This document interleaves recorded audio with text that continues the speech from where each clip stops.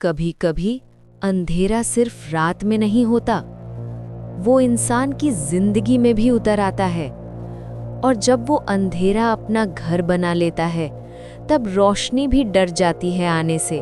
मेरी कहानी भी कुछ ऐसी ही है, जहां डर रोशनी नहीं बल्कि मेरा साया बन गया। मेरा नाम रवि है। हैदराबाद के एक पुराने इलाके में रहता हूँ, जहाँ सड़कों पर दिन में भी सन्नाटा रहता है।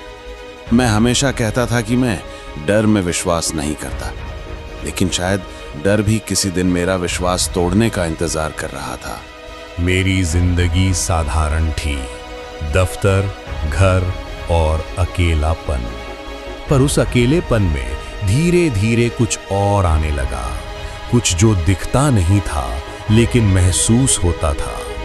एक रात बिजली चली गई थी। मैं बैल्कनी में खड़ा था, नीचे सड़क बिल्कुल खाली। तभी मैंने देखा एक औरत सफेद साड़ी में धीरे धीरे चलती हुई मेरी बिल्डिंग की तरफ बढ़ रही थी। चेहरा नहीं दिख रहा था, बस उसके पैर उल्टे थे। मैं समझ नहीं पा रहा था कि आंखें मुझे धोखा दे रही हैं या कुछ और।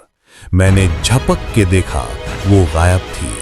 मैं समझ नहीं पा रहा था कि आंखें मुझे धोखा दे रही हैं या कुछ और। मैंने झपक के देखा, वो गायब थी। लेकिन अगले ही पल दरवाजे पर दस्तक हुई। मैंने दरवाजा खोला, कोई नहीं था। बस ठंडी हवा का झोंका अंदर आया और मेरे कान में किसी ने फुसफुसाया, रवि, देर हो गई। उस रात के बाद कुछ बदल गया था। घर में हर चीज सही जगह पर होते हुए भी अजीब लगती थी। आईने में कभी कभी कोई दूसरा चेहरा झलक जाता था और कमरे में अकेले होते हुए भी किसी की सांसें सुनाई देती थी। मैंने दोस्तों से कहा, सब ने मजाक उड़ाया, लेकिन डर मजाक नहीं करता। एक दिन ऑफिस में बैठा था, फोन बजा, स्क्रीन पर अननोन नंबर। मैंने उठाया और दूसरी तरफ वही आवाज थी, रवि, मैं अभी भी तेरे साथ हूं। धीरे धीरे मुझे याद आने लगा, वो औरत कोई अनजान नहीं थी, वो मेरी बीवी थी, माया। 2 साल पहले एक एक्सीडेंट में मर गई थी और मैं ही उस रात गाड़ी चला रहा था। मैंने उसे मारा नहीं था, पर बचा भी नहीं पाया।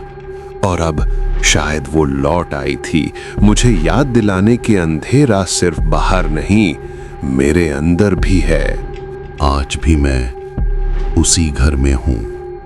दरवाजे पर ताला नहीं लगाता, शायद वो लौट आए कभी। लोग कहते हैं मैं पागल हूं, पर मैं जानता हूं वो यही हैं। अंधेरा अब डराता नहीं, क्योंकि अब वो मेरा हिस्सा बन चुका है।